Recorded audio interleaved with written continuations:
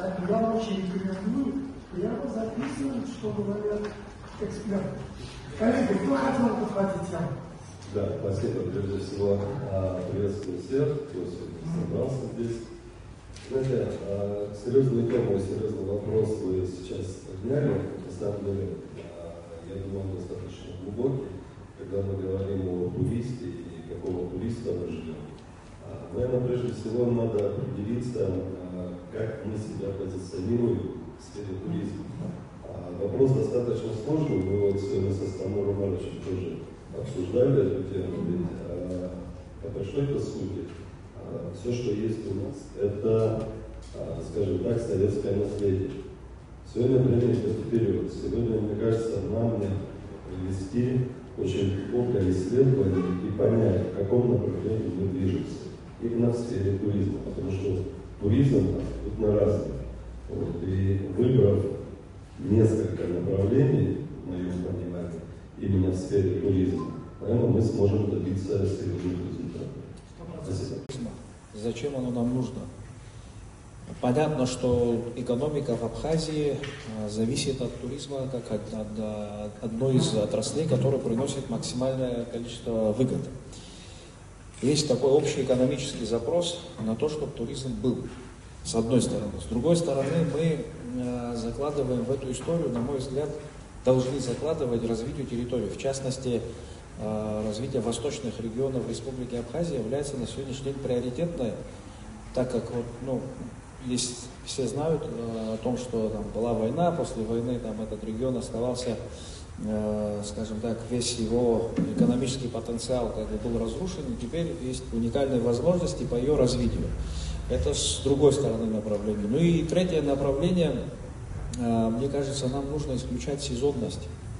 Вот мы живем там 4 месяца у нас туристы, а все остальное время вот мы пытаемся, значит, на заработанные деньги прожить вот этот остаток времени. Также существует сегодня основная часть людей, которые задействованы в туристической индустрии, так и выстроена. У нас природа позволяет делать посещение Абхазии круглогодичным. Для этого нужны правильные подходы, да? То есть создание вот этих событийностей, да, это, мне кажется, правильное направление.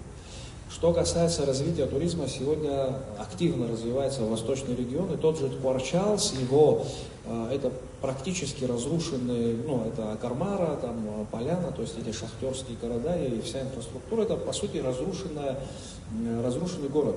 Но в этом разрушенном городе есть запросы людей проводить там сталкер-зоны там, и так далее, и так далее. Есть такие идеи. То есть тут надо креативить, тут надо думать. И в общем мы должны думать о том, что все-таки страна, Республика Абхазия, она не такая большая по территории, и наша инфраструктура, в том числе, прежде всего, дорожная. Вот приедут сюда огромное количество информации, но глубокого исследования, насколько я понимаю, у нас не проводилось. Есть определенные исследования по разным направлениям, как та или иная сфера может влиять на, в том числе, туризм. Вопрос, конечно, интересный. Скажу так, мы все движемся в одном направлении, хотим страну нашу развивать. Нам поручение, кстати, недавно пришло от президента по стратегии развития туризма. Я не говорю, что это оконченный документ, но он нами подготовлен. Мы так считаем в ведомстве, что одно из главных направлений, по крайней мере, взяли навсегда, это развитие горной части Абхазии.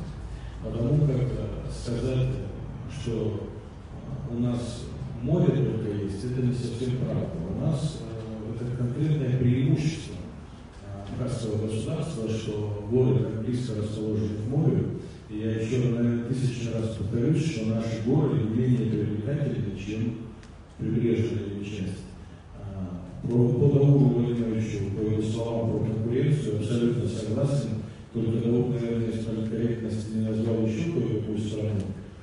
После нас стало восточнее. И я почему сейчас о ней вспомнил, коллеги, когда мы начали заниматься брэндбуком абхазским, отдать должное нашим друзьям из Нижнего Новгорода, которые, как мне кажется, абсолютно правильно подошли к вопросу. Мы провели ряд встреч. Первая касалась научной интеллигенции, вторая гостиничного бизнеса, вообще туристического в целом. Это было сделано для того, чтобы завтра никто не сказал, что вот без нашего участия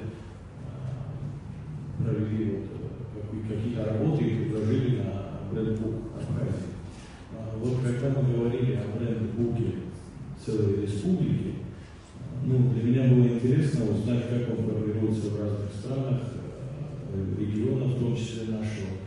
Коллеги, мы в такой конкуренции пребываем, что соседние государства уже проводят брендбук отдельных регионов.